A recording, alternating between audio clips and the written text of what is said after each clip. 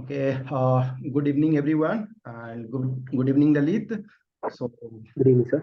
yeah, there are so many communications, informal communications, personal communication with you, but after your selection, this is the first time I am communicating on Zoom. Obviously, you recorded some of the videos so that are already available, and Yes, so sir. it's good to have you here.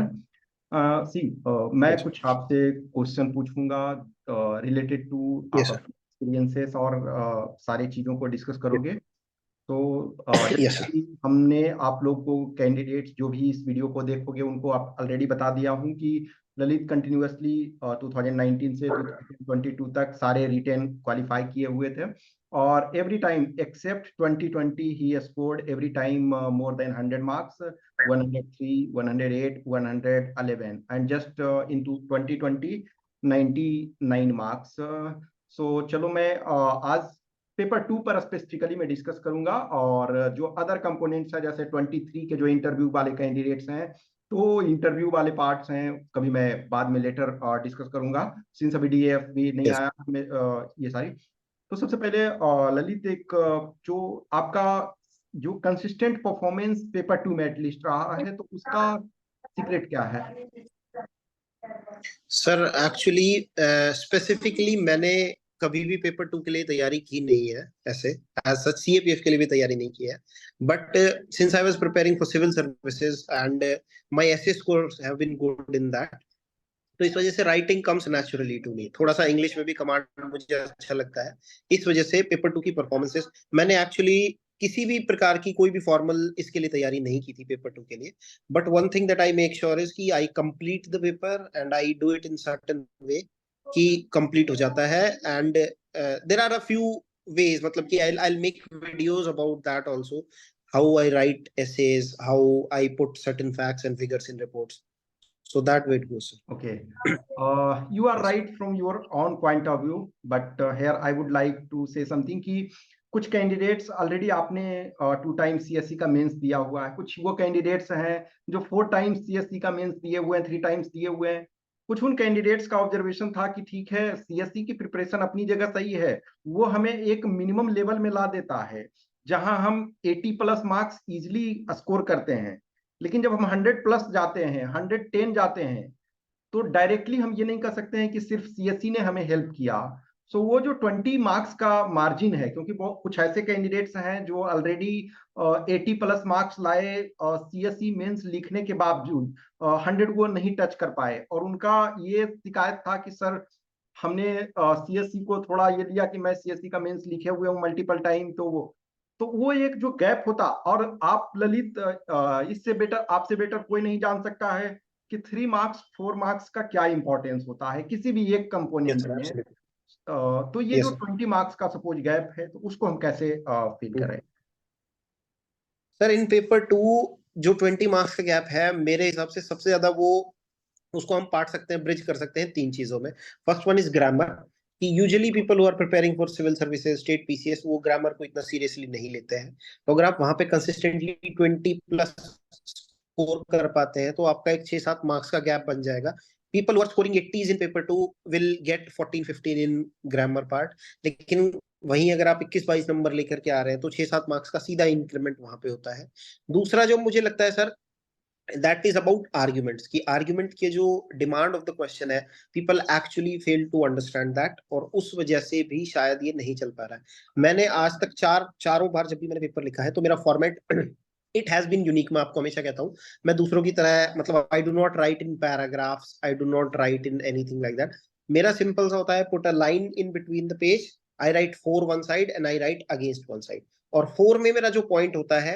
उसका बिल्कुल opposite diametrically opposite जो point है against में मैं वही लिखता हूँ उससे हेयर एंड देयर या फिर बीटिंग अराउंड द बुश नहीं करता हूँ और मेरा सिंपल है कि for every argument I must have 6 concrete points जिनकी एटलीस्ट हेडिंग या फिर जो हाईलाइट ऑफ द पॉइंट है वो इजीली कन्वे हो जाए एग्जामिनर को पढ़ने में दिक्कत ना हो आर्ग्यूमेंट में भी मुझे ये लगता है कि हमेशा हम 50 to 55% स्कोर कर ही सकते हैं जहां पे यूजुअली लोग 35 या 40% स्कोर करते हैं और फाइनली है सर ऐसे एफए के लिए क्या है कि इट इज ऑलवेज सेट कि 44 to 45 हमें टारगेट करना चाहिए out of 80 which is extremely difficult for a beginner, लेकिन उसको अगर हम थोड़ा सा बेटर बनाए, और वो बेटर बनाने के लिए कुछ चीजें होती है, ingredients like a good quote if you introduce initially, और अ क्वेश्चन, जैसे कि अगर आप एक ऐसे को सिंपली एंड करते हैं, या फिर उस ऐसे में आप एक क्वेश्चन पूछ के गहरी छाप छोड़ते हैं, like are we doing enough, if सब take for example if it is about environment and you are talking about sustainable development, तो एक ऐसे को हम ये कह के कंक्लूड करें कि sustainable development is very important for us, तो that will sound very generic. But if we are writing the same as to are we doing sufficient for a generation coming in 2065 to live peacefully, so that will leave a deeper impact on the examiner also, और उससे आपको अच्छे marks fetch होंगे. Similarly quotes होते हैं, figures होते हैं, श्लोक होते हैं, इस तरीके की जब आप चीजें एडिशनली डालते हैं, थोड़ा सा मेहनत उसमें आपका एग्जामिनर को दिखना चाहिए कि आप दूसरों से अलग जाते हैं. नहीं तो एवरेज मार्क्स तो सभी को मिल जाएंगे 80-85, but that doesn't guarantee selection. So this I believe these 3 areas. बाकी रिपोर्ट में और प्रेसी वगैरह में तो नॉर्मली लोग उतना ही स्कोर करेंगे जितना कि मैंने भी किया है वो सब, लेकिन मुझे लगता है कि आर्ग्यूमेंट है, एसे और ग्रामर, ये 3 चीजें हैं जिनमें सिग्निफिकेंट गैप बन सकता है सर. ओके. सो ललित देखो, हर कैंडिडेट या जो भी है, आइदर वो एक मेंटर हो, हर कोई एक बिगिनर होता है. तो एज ए बिगिनर के पॉइंट ऑफ व्यू से, मान के चलो कोई कैंडिडेट है, फर्स्ट टाइम अपियर हो रहे हैं और वो स्टार्ट कर रहे हैं अभी, एक तरह से उनको स्टार्ट कहाँ से करना चाहिए? सर इन माय ओपिनियन उनको एसे से स्टार्ट करना चाहिए. अगर पेपर 2 की बात की जाए, एसे और ग्रामर से स्टार्ट करना चाहिए. और एसे के लिए उनका सबसे बेस्ट स्ट्रेटेजी जो मुझे लगता है, एक तो ये है कि आप इंडियन एक्सप्रेस पढ़िए. Indian Express is a class apart in newspapers when we talk. It is different from every other newspaper. इसकी लैंग्वेज बहुत ही अच्छी है and it sets you differently. अगर आप उसको थोड़ा सा भी कैच कर, अगर आप उसका 10% भी रिटेन करके पेपर में प्रोड्यूस कर देंगे, तो आपका एक अलग ही लेवल का पेपर हो जाएगा. सबसे पहली बात तो ये है कि इंडियन एक्सप्रेस को आप कंसिस्टेंटली पढ़िए जितना हो सके. एक्सप्लेन्ड सेक्शन को, ओपिनियंस को, एडिटोरियल्स को, everything, international relations, economy, everything. Plus उसके अलावा आपके पास एक ऐसा रजिस्टर होना चाहिए जिसमें आप अपना खुद का पेपर 2 का कंटेंट बना सके. उस कंटेंट से मेरा मतलब ये है, ये मैं आपको एसए की तरफ से बता रहा हूँ. When I was preparing for essay, आप 50 to 60 माइक्रो टॉपिक्स की एक लिस्ट बनाइए, इंडेक्स बनाइए जब आप रजिस्टर स्टार्ट करते हैं. उसमें मैं क्या रखता हूँ, I keep health, women, international relations, judiciary, fundamental rights, environment, economy, poverty, unemployment, ऐसे कर करके एक एक 2-2 पेज के इन सबके मेरे पास नोट्स होते हैं. जैसे if you are talking about women, तो विमेन डेवलपमेंट के लिए और विमेन एम्पावरमेंट के लिए हम क्या क्या कर सकते हैं, उसमें क्या डिक्लेरेशन हुई. जैसे Beijing declaration was there. Glass ceiling एक टर्म है जिसको अगर आप आंसर में डालेंगे तो वो एक आपको एक अलग ट्विस्ट देगा. आपके मार्क्स ऑटोमेटिकली इंक्रीज करेंगे कि you are talking about a glass ceiling that exist for women to not develop above a certain limit. वो समाज ने उनके ऊपर डाला हुआ है. हिडन पेट्रियार्की एक ऐसी चीज है जिसको डाला जा सकता है. यूपीएससी इसको बार बार पूछती रहती है, सीएससी में, सीएपीएफ में, सीडीएस में, हर बार ये चीजें रिपीट होती हैं अगर आप इसको थोड़ा सा ध्यान से ऑब्जर्व करें. प्लस दूसरी बात यह है कि उसमें आप उसके फैक्ट्स और फिगर्स डालिए.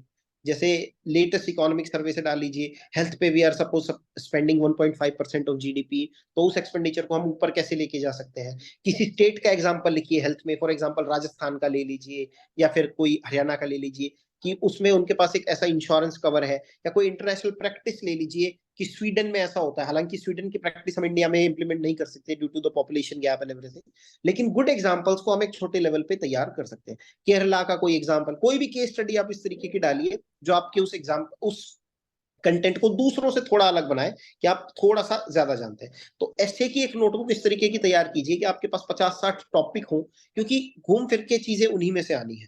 सस्टेनेबल डेवलपमेंट है, एनवायरमेंट है, इकोनॉमी है, सोसाइटी है, कल्चरल कल्चर का फॉर एग्जांपल अगर मैं कहूँ कि if you use the word soft power, it has a lot of meaning when it comes to culture. Soft power, for example, in India exists in the form of our culture, our movies, Bollywood. तो इस तरीके की जब आप बातें लिखेंगे तो उस पढ़ने वाले को भी, सामने वाले को लगेगा कि आपको सच में नॉलेज है किसी चीज की, और just not trying to fool around your way to get average marks. So that is my strategy for essays. Maintain a good register, और उसमें भी कुछ कुछ टेक्निकल चीजें ऐसी है कि वो रजिस्टर आपका A4 हो, उसमें लाइंस ना हो. ये चीजें आप अभी रियलाइज नहीं करेंगे, लेकिन जब आप वहां पे लिखेंगे तो they do not provide you with ruled copies. तो टेढ़ा लिखा जाता है या ऊपर नीचे लिखा जाता है, तो आपकी प्रैक्टिस जब उसी जगह पे आप कोरे पन्ने पे लिखने की करेंगे, so that you will be able to replicate in the actual exam also. ये छोटी छोटी बातें हैं जो उस टाइम पे आपको पता नहीं लगेंगी, but when you start writing in the actual paper, तो इन चीजों से भी फर्क पड़ता है. हाउ यू रिप्रेजेंट और present your things, that also matters.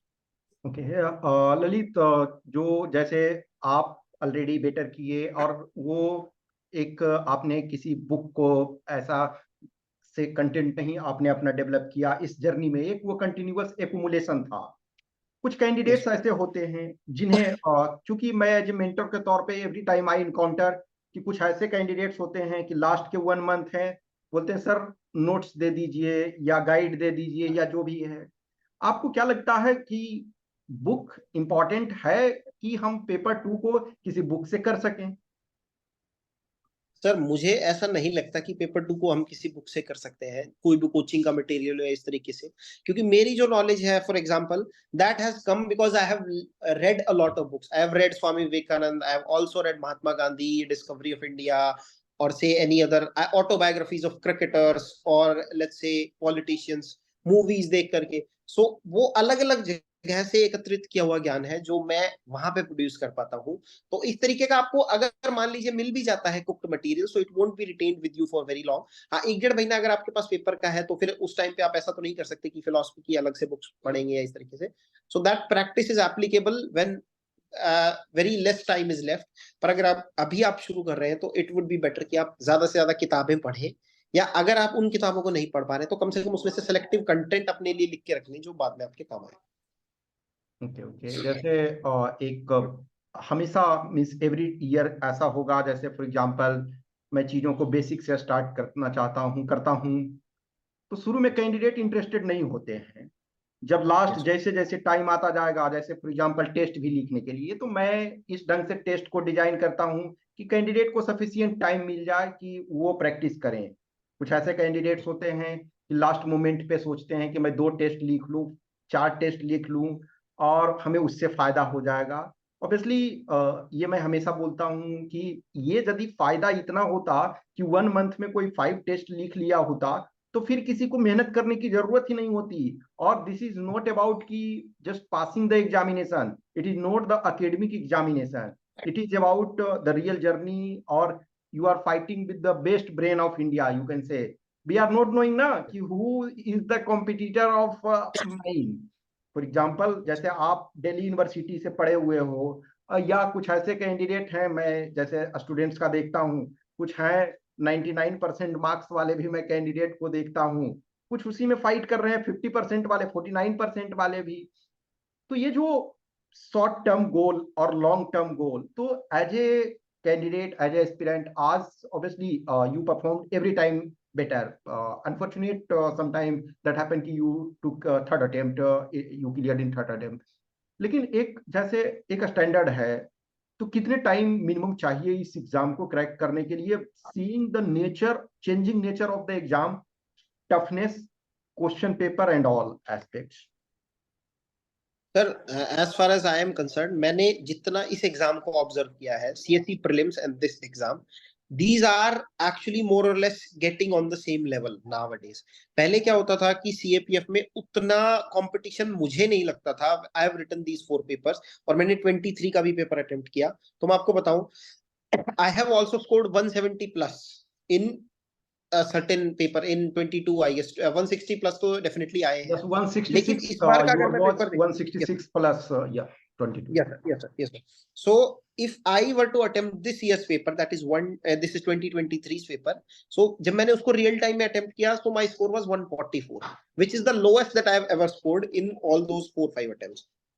इससे पहले 19 में आई स्कोर्ड अराउंड 146 और समथिंग। सो मुझे ये रियलाइज हुआ कि the exam is gradually getting tougher, just like prelims.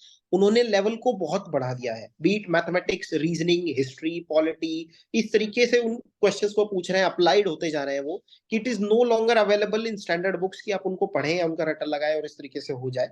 और दूसरी बात यह है कि sir, it is a time taking process. आपको अपनी स्किल्स पे काम करना होगा, कम से कम 8-9 महीने आपको इस पे काम करना पड़ेगा। Only then you will be able to at least score consistently in paper 1, कि आपका पेपर 2 कम से कम चेक हो जाए। उसके लिए आपको 125-30 मार्क्स तो लाने ही होते हैं। And I always encourage everyone who is preparing कि आप 150-155 की कम से कम तैयारी कीजिए, ताकि आप फाइनल सिलेक्शन दे पाए। तो मेरा यही मानना है सर। और दूसरी बात यह है कि when you talk about short term goals, तो everybody will start studying after February March for an exam that is in August। उस चीज से कोई फर्क नहीं पड़ेगा। बट व्हाट मैटर्स इज कि आप उस जुलाई से और दिसंबर के बीच में क्या करते हैं, क्योंकि उसके बाद तो हर कोई पढ़ेगा, लेकिन उससे पहले जो किया हुआ काम है that will be reflected in your answers as well as in the MCQs that you attempt. तो इस टाइम पे जो पढ़ लेगा उसको वहां पे प्रेशर कम फील होगा and he will feel more confident. Confident in the sense कि ये paper it is somewhat predictable if you look at the previous trends, कि आपको थोड़ा आइडिया हो जाता है। And that I say with my confidence also that I have written it 4 times, and if I were to even write it 2-3 more times, I will qualify it every time that I write। मैं आधी रात को भी लिखूंगा तो मेरा हो जाएगा। And that is the confidence that I have developed over time। I have worked for this। And for example sir, आप बिल्कुल सही कह रहे हैं कि we are competing with the best brains in the country. There are people who have scored. I was very good in my science section. I was a PCB student when I was in class 12। तो मैंने उन चीजों को उस time पे बहुत ज्यादा बार पढ़ा है, and because of that I don't actually have to revise science. I have never formally revise science for any of my exams, and I get 99% of the questions correct। Physics, chemistry, biology I get every time correct. तो जिसका 50% है उस time पे, उस चीज को आप बदल तो नहीं सकते, but you will obviously have to put in more hours and more hard hours to compete with me or someone else who has studied biology for a competitive level। क्योंकि 11th 12th में जिसने नहीं पढ़ी है उसको obviously काम करना पड़ेगा।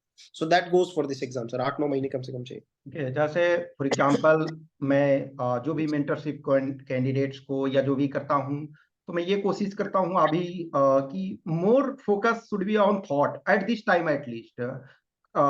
पर्टिकुलरली जैसे अभी मैं फॉर एग्जांपल सितंबर से स्टूडेंट्स को गाइड कर रहा हूँ, तो सितंबर से तो मेरा ये थॉट है, मैं ये कर रहा हूँ कि एटलीस्ट जनवरी तक जो है आप अधिक से अधिक फोकस करो अपना थॉट देने के लिए, क्वेश्चंस अराइज करो। मैं ये सारे कैंडिडेट्स को यही इनकरेज करता हूं कि आपके अंदर जो थॉट है उसको लाओ, क्वेश्चन पूछो। जितने आप क्वेश्चन पूछोगे वो इसका परिणाम ये होता है कि बहुत सारे कैंडिडेट मेजोरिटी ये सोचते हैं कि मैं लाइव क्लास अटेंड ना करूं, रिकॉर्डेड बस ये देख लूं। ऑब्वियसली चीजें होती है जब हम एक फियर फैक्टर बहुत बड़ी चीज होती है।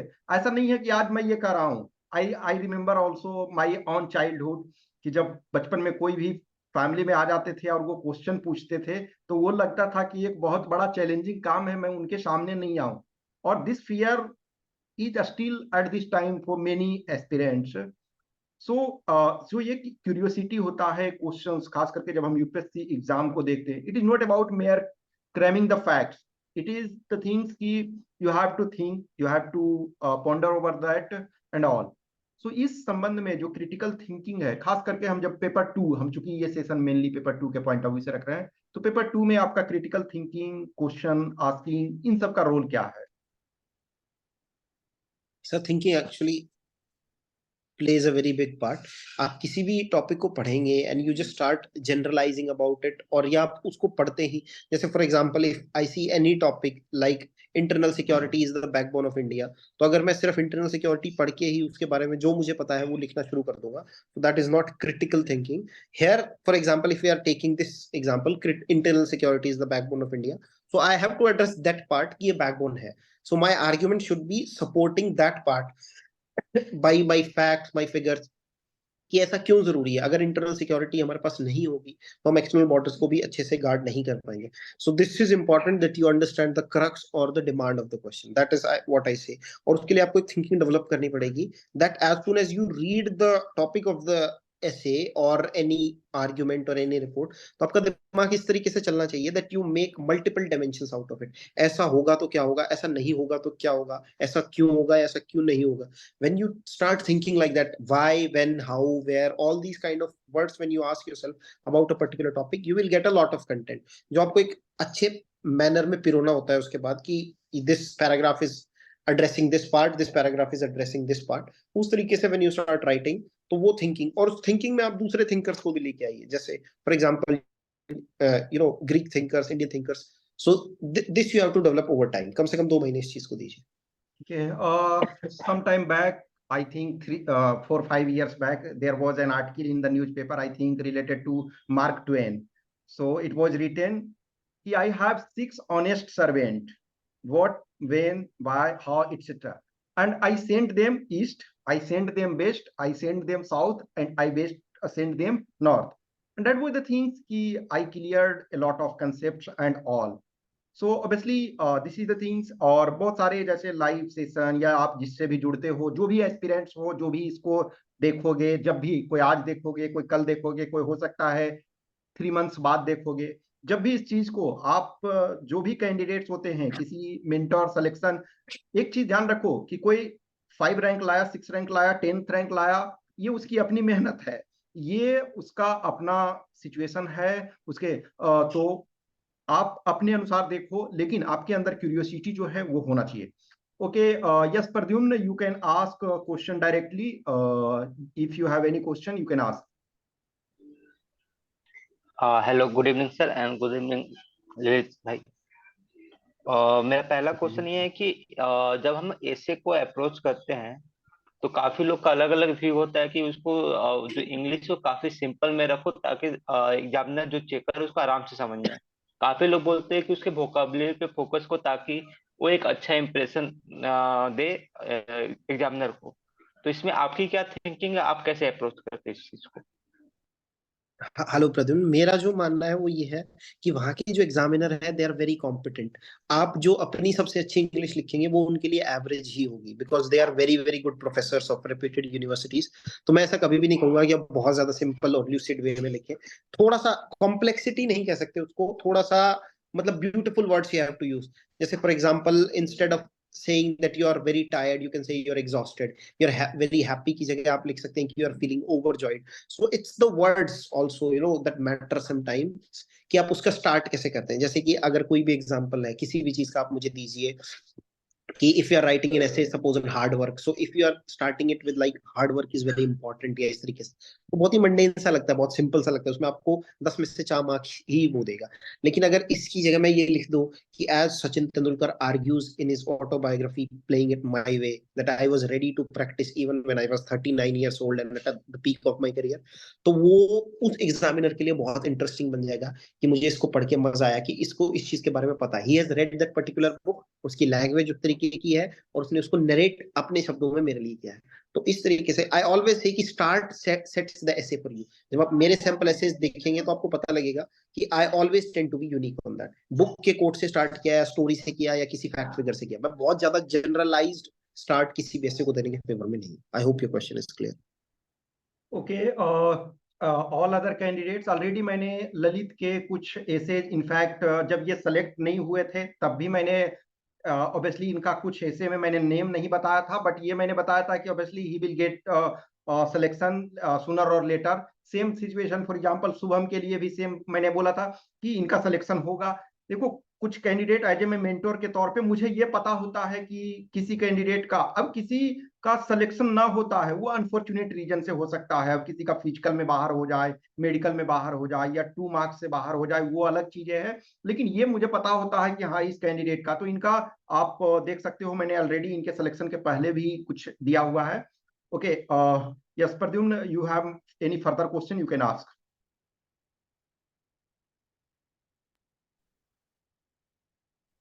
हाँ सर। सर, और एक क्वेश्चन है कि जैसे ऐसे को लेके हमारे पास ज्यादा टाइम नहीं रहता, हमें क्वेश्चन को देख कुछ टाइम सोच के लिखना पड़ता है। लेकिन जो ऐसे आता है उसके लिए हम क्या करते हैं कि पहले पॉइंट्स नोट डाउन कर लेते हैं, उसके बाद उसको सीक्वेंस बनाते हैं और फिर हम लिखना शुरू करते हैं, और जो कि बहुत टाइम टेकिंग प्रोसेस है। तो इसको कैसे हम सॉर्ट डाउन कर सकते हैं, हम टॉपिक देख सकते हैं? हेलो प्रदीप, एक्चुअली क्या है ना, ये इट डिपेंड्स ऑन प्रैक्टिस। ये एक दिन की प्रोसेस नहीं है।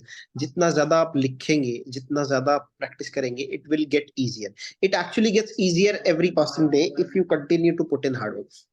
आज मैं आपको एक ऐसे दूं, आपको उसको लिखने में 20-25 मिनट भी लग सकते हैं, लेकिन जब आप उस चीज को कंटिन्यूअसली करेंगे तो आपका जो क्रिटिकल थिंकिंग है और आपकी प्रैक्टिस जो है, रिटन प्रैक्टिस, वो इस तरीके की हो जाएगी कि will be easily able to do the same in 10-12 minutes. तो उसके लिए ये है कि जितना हो सके प्रैक्टिस करिए, जितना ज्यादा हो सके प्रैक्टिस करिए। देर आर पीपल जिन्होंने 100-100, 150-150 भी एसेज लिखे हैं, जिससे फिर वो उन्हें मतलब कि when you play so much in the net, so the same you feel in the actual match also. So that is the way. उसको उसके लिए there is no shortcut. You will have to put in extraordinary hard work. That's it.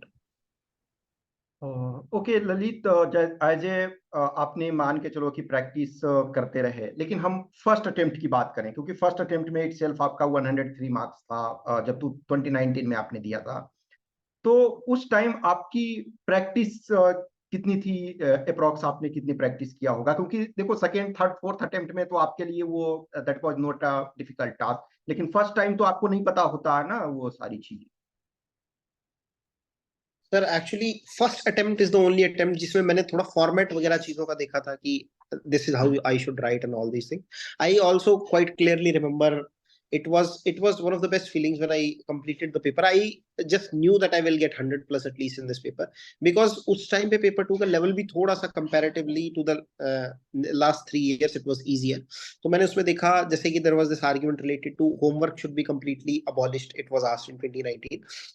So those were the kind of topics जिसको मैंने बहुत well in advance complete कर लिया था, because I was writing stuff at in 2019. I was writing facts and figures related to what will be asked, and I was also practicing कि मुझे उसको 3 घंटे के पेपर को at least in 2.5 hours मुझे कैसे complete करना। So उस तरीके से जब मैं उसको याद करता हूँ, उसमें ऐसे topics भी more or less they were easier as compared to the last 3 years, sir. So I completed it in time, sir. सो एक फॉर एग्जांपल हर कैंडिडेट का जैसे अभी हम जनरलाइज में डिस्कस कर रहे हैं, हिंदी मीडियम जैसे Lalit, fortunately you are competent enough to write in Hindi also और इंग्लिश ऑल्सो, सिंस सीएसई में आपको एज ए हिंदी सब्जेक्ट भी क्वालिफाई करना पड़ता, उसमें भी आपने अच्छा परफॉर्म किया। तो जो हिंदी माध्यम के कैंडिडेट होते हैं, ए लॉट ऑफ टाइम होता है वो बेचारगी महसूस करते हैं, और this is obviously for some people it is difficult, but in my opinion obviously मैंने भी जीवन का जो अपनी पढ़ाई स्टार्ट की थी हिंदी मीडियम से ही की थी, तो एज ए आप आज इक्वली दोनों में कॉम्पिटेंट हो, तो जो हिंदी मीडियम वाले की जो बेचारगी दिखती है, वो रियल में आपको लगता है कि इंग्लिश डिफिकल्ट है या वो उनके माइंड में है? सर सबसे पहली बात तो यही है कि मतलब उन्हें द फीलिंग ऑफ विक्टिमहुड से थोड़ा सा निकलना पड़ेगा। इस तरीके से काम नहीं चल सकता है कि मतलब हमने कोई गुनाह किया है या हम कोई बेचारे हैं कि हम हिंदी में लिखते हैं इस तरीके से। Because if you ask me honestly, तो अगर मुझे हिंदी में भी ऐसे लिखने हो तो I think I would do equal justice to them as well, and that is because कि it is more about thoughts, it is not about words, कि आपके विचार क्या है जिसको आप अच्छे से रख पाते हैं, चाहे वो हिंदी में हो चाहे वो इंग्लिश में हो, उस that is a secondary thing। क्योंकि अगर आपका हिंदी में ऐसे है तो वो हिंदी से ही रिलेटेड प्रोफेसर चेक करेंगे, उनको वो बहुत अच्छे से समझ में आएगा कि आपने लिखा क्या है, प्रोवाइडेड कि अगर आपका कंटेंट अच्छा है। सो अगर आपका कंटेंट अच्छा है तो मुझे नहीं लगता कि हिंदी हो या इंग्लिश उसमें कोई भी प्रॉब्लम होनी चाहिए। प्लस उसको आप इस तरीके से भी यूज कर सकते हैं कि इंग्लिश में you can not right Sanskrit के श्लोक या हिंदी के कोई भी कोट है या प्रेमचंद का कुछ भी है, लेकिन the same you can produce in Hindi essays. Just for example, if it is about women empowerment, you can write यत्र नार्यस्तु पूजन्ते जो संस्कृत का श्लोक है, या इसी तरीके से कोई भी गीता का भी श्लोक आप लिख सकते हैं related to hard work and everything, which is not possible according to the format of UPSC in English, but Hindi में आप उसको यूज कर सकते हैं क्योंकि दोनों की लिपि सेम है। तो आप उसको अपनी एक स्ट्रेंथ बनाइए रादर देन फीलिंग वीक, कि आप ऐसा कर सकते हैं। एक यूजुअल क्वेश्चन सारे कैंडिडेट्स का होता है कि जनरली जो time of number of hours होते हैं स्टडी वगैरह के, तो ऑब्वियसली ये एक रेशनल है कि कोई कैंडिडेट 5 आवर्स में भी सफिशिएंट कवर कर सकते हैं, कोई है 10 आवर्स में भी उतना कवर नहीं कर सकते हैं। तो as a for example Lalit, you as a candidate who are selected now and you are also active in different dimensions of life, so in general आप स्टडी इफेक्टिवली कितने देर करते हो? Sir, I believe, I believe in extreme hard work. So when I was actually preparing, when I was laying down my ground, I was usually up by 4. मैं 4 बजे सुबह उठ जाता था। मैंने 2 रूटीन एक्चुअली फॉलो किए सर। अगर मैं 4 बजे उठता हूँ तो I try and give at least 7 to 8 hours of quality study to my day. अगर ऐसा नहीं होता है then the second routine that I follow is कि मैं 9 बजे रात को बैठता हूँ पढ़ने, जो मैंने शुरू में फॉलो किया था सर, और 9 से फिर मैं सुबह तक पढ़ता हूँ 3 या 4 बजे तक। सो और उसको फिर मैं आई टेक इट एज कि there should be I take 75% of my total sitting as my productive hours, because you cannot be productive for the whole 100% of your time. तो इस तरीके से मैं कोशिश करता हूँ कि कम से कम 12-14 घंटे में अगर आप बेस ले कर रहे हैं तो कम से कम इतना पढ़े। अगर आपने 1-2 मेंस लिख लिए हैं या 1-2 बार एग्जाम लिख चुके हैं, आपके कॉन्सेप्ट्स अच्छे हैं, तो फिर भी 6-7 आवर्स की क्वालिटी टाइम तो चाहिए। आई एम नॉट समवन जो मैं कहूंगा आपको सर कि 2-3 घंटे पढ़ के मेरा हो गया है इस तरीके से। Hard work is the only की इसमें, मतलब आपको काम करना ही पड़ेगा और बहुत ज्यादा करना पड़ेगा। ओके जैसे एक स्टैंडर्ड बुक होता है तो एवरी कैंडिडेट की जो ग्रास्पिंग पावर होती है डिफरेंट डिफरेंट होती है। तो as a good candidate suppose करो किसी बेसिक बुक को, अब आपके पास बहुत लंबा समय हो गया लेकिन आप सपोज जो 1 या 2 इयर्स के में है, कोई किसी का फर्स्ट अटेम्प्ट है, किसी का सेकेंड अटेम्प्ट, थर्ड और फोर्थ अटेम्प्ट को फिलहाल के लिए छोड़ दो। तो इन स्टैंडर्ड है कि किसी बुक को कितनी बार आप पढ़ते हो normally? You're talking about geography, sir? No Or any किसी भी other बुक book? को, किसी भी एक स्टैंडर्ड बुक को आप कितनी टाइम्स पढ़ते हो? If I were to count, sir Laxmikanth का तो शायद 35-40 रीडिंग्स तो हो गई है, मतलब वो तो फटने वाली है मेरी भी, ऐसा है। 35-40 readings I've done of Lakshmikant. When I was in 12th standard, I read the NCERT, which you are now supposed to read for CAPF also, biology की। So एक महीने में 30 दिन में I read that book 18 times. It sounds a bit extravagant, लेकिन this was the level of my preparation back then. इसी वजह से मैं उस चीज को रिटेन कर पा रहा हूँ। Usually for any book, I would say 5-6 readings minimum करनी चाहिए, क्योंकि डेटा बहुत ज्यादा है। जैसे लक्ष्मीकांत को अगर मैं आज भी पढ़ूंगा तो मुझे कुछ ना कुछ ऐसा होगा कि वो नया मिल जाएगा। I remember most of it but I still get questions wrong. तो ये पेपर इसी तरीके से डिजाइन किया जाता है। Same for Indian geography also, पतली सी किताब है इंडिया फिजिकल एनवायरनमेंट और वो सब, लेकिन उसमें भी बहुत सारा इतना डेटा है कि मैं उसको मल्टीपल टाइम्स भी रीड करता हूँ तो भी I can only retain 70-80%, which is actually very very normal for average. That happens. एक सिंपल क्वेश्चन ये करता हूँ। जैसे एक 21 या 22 में, शायद 22 में एक क्वेश्चन आया था कि जो इधर रेलवे लाइन बनने से इंडिया का कौन सा जो ये है उसमें से शायद कॉटन या कुछ का डिमांड बढ़ा या कुछ उसमें से चेंज हुआ। अब वो उसका आंसर जो मिर्जापुर था, अब एक्चुअल में देखा जाए तो वो आंसर एक्चुअल में डायरेक्ट एनसीईआरटी में दिया हुआ है। अब मैंने उस एनसीईआरटी को मल्टीपल टाइम पढ़ा लेकिन शायद मेरे में ध्यान नहीं था। लेकिन जब अब मैंने लॉजिक लगाया तो उस लॉजिक के अनुसार आंसर नहीं आ सकता है क्योंकि आंसर वो दिया हुआ है। तो ए लॉट ऑफ टाइम ये इसका एडवांटेज होता है कि जब हम 5 टाइम्स 6 टाइम 10 टाइम्स पढ़ते हैं तो उसके ये एडवांटेज होते हैं। एनीवे जैसे ललित आपने बोला न्यूज़पेपर, तो मैं समझता हूँ देखो लॉट ऑफ थिंग्स है ना कि आपने जो बोला बहुत सारी चीजें, वो कुछ चीजें आप स्टैंडर्ड उठा करके बोलते हो, आप अपने अनुसार बोल रहे हो। जो एक बेस से स्टार्ट, जैसे आप न्यूज़पेपर के लिए मैंने बोला तो आपने बोला इंडियन एक्सप्रेस एंड ऑल।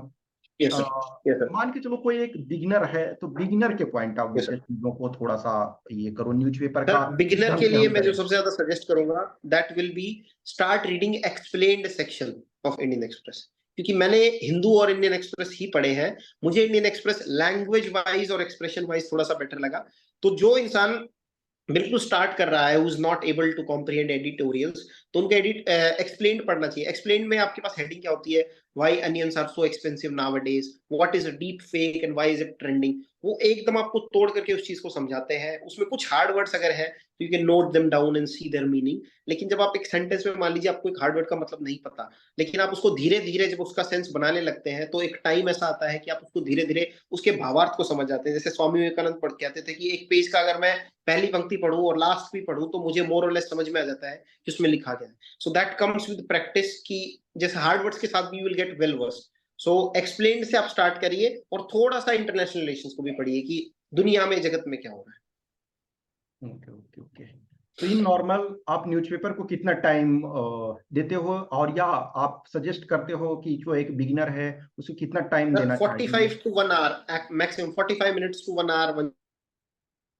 ज्यादा से ज्यादा अगर हो सकता है तो 1.5 आवर दीजिए। ऐसा नहीं कि आप उसको उसमें पीएचडी करें, 3-3.5 घंटे बैठ के हर एक चीज को देखें। कुछ चीजें जो मैं पढ़ता हूं मैं दूसरों को बताता हूं। That is the first page, जो हेडलाइंस का है वो आपको पढ़ना ही पड़ना है। फर्स्ट पेज के बाद आपको एडिटोरियल्स और ओपिनियंस जो है वो पढ़ने हैं। तीसरा एक्सप्लेन्ड पढ़ना है। चौथा इंटरनेशनल इश्यूज, द वर्ल्ड जो करके पेज आता है वो पढ़ना है। पांचवा इकोनॉमी पढ़ना है। इकोनॉमी सीएपीएफ के मतलब if you talk in context of CAPF तो बहुत ज्यादा जरूरी नहीं है, आप उसको थोड़ा बहुत स्किप भी कर सकते हैं, लेकिन पढ़ने से आपके एस्से और कंटेंट में ज्यादा इंप्रूवमेंट ही होगा, क्योंकि उसमें कुछ कुछ चीजें ऐसी होती है जो आप मतलब समझने में अभी अक्षम हो, आपको कुछ चीजें पढ़नी पड़े, और अगर आपको टाइम मिल रहा है तो थोड़ा बहुत स्पोर्ट भी पढ़िए, because Indian express coverage of sports is also very good. But UPSC के साथ प्रॉब्लम है ना कि आप किसी भी चीज को छोड़ नहीं सकते हो आज की डेट में, क्योंकि कुछ पता चला किसी Yes, sir. ईयर में जो आपने छोड़ा उससे पता चला कि 15 क्वेश्चंस पूछ दिए। This is true every time. Yes, sir. In fact economy में ही देखो, Yes, sir. 2013 Yes. में जब मैं क्वालिफाई किया उस समय highest number of questions economy से पूछे गए थे। इनफैक्ट जैसे आप Yes, sir. 23 का पेपर देखो तो एंशिएंट इंडियन हिस्ट्री से हाईएस्ट नंबर ऑफ क्वेश्चंस पूछे गए हैं। तो Yes, sir. This Yes, is sir. Yes. Happening कि आप किसी भी चीज को इग्नोर कर ही नहीं सकते हो आज के डेट में। पता Yes, चला sir. जिस Yes. सेक्शन को आप Yes, sir. कम करके समझ रहे थे उससे बहुत ज्यादा क्वेश्चन Yes, sir. पूछ दिया ये। ठीक है, Yes. ये Yes. सेशन अभी मैं यहाँ फिनिश करना चाहूंगा। जो भी इसको देख रहे हो, जिनके पास भी कोई भी क्वेश्चंस क्यूरी डाउट होगा तो आप कमेंट बॉक्स में कमेंट कर देना, या जो बहुत सारे लोग हमसे पर्सनल रूप से जुड़े हुए हो, मेरा नंबर आपको पता है, तो आप मैसेज क्वेश्चन को कर सकते हो। कुछ क्वेश्चन एक्यूमुलेटेड हो जाएगा तो फिर मैं एक सेशन रख के ललित से पूछ लूंगा। ये कंटिन्यूअस जर्नी है। मैं हमेशा बोलता हूँ, आज भी मैंने कई कैंडिडेट्स जो मेंटरशिप पेड प्रोग्राम में कई लोग जुड़े हुए हैं, लेकिन बहुत लोगों को क्वेश्चन पूछने में शर्म आता है। अब मैं हमेशा बोलता हूं कि देखो, गलत सही सुधार आपको करना है। मेरे लिए जैसे ललित ने बोला कि every time he will qualify, मैं खुद ये कहता हूं कि मुझे जब भी बिठा दोगे, अभी बोलोगे कि आज आपको सीएपीएफ का एग्जाम देना है, मैं अभी रिटर्न क्वालिफाई कर जाऊंगा। ऑब्वियसली है कि उसके लिए थोड़ी प्रैक्टिस की जरूरत होती है जब हम फाइनल सिलेक्शन लेने के लिए, लेकिन रिटेन के पॉइंट ऑफ व्यू से मुझे जब बोलोगे कि सर 15 मिनट में आपको चलना है एग्जाम देने, मैं 15 मिनट में जाऊंगा रेडी होकर के और उस एग्जाम को। तो द थिंग्स है कि वंस आपके पास लेवल आ जाते हैं तो आप कर लेते हो। लेकिन हम क्या जान रहे हैं, आपके मेंटर क्या जान रहे हैं, टॉपर क्या जान रहे हैं, फर्स्ट रैंकर क्या जान रहे हैं। कुछ ऐसे सेलेक्टेड कैंडिडेट होते हैं, बोलते मेरे लिए तो ये जस्ट केक वॉक था, मैं गया, अपियर हुआ और फर्स्ट रैंक आ गया, every time doesn't have pain. और ये आप बेटर उन कैंडिडेट से पूछो जो 4 टाइम 5 टाइम्स फेल हुए हैं। तो ये कंटिन्यूअस प्रोसेस है, जर्नी है। क्वेश्चन पूछने की आदत डालो और जो भी क्वेश्चन क्यूरी होगा वो आप पुट कर देना, मैं फिर सेशन रख करके और एक चलता रहेगा चीजें। और कोई और हो या ना हो, मैं आपके साथ हमेशा जुड़ा हुआ रहता हूँ। Okay, so once again thank you Lalit for attending this Thank you. Session. Okay, thanks. Yes.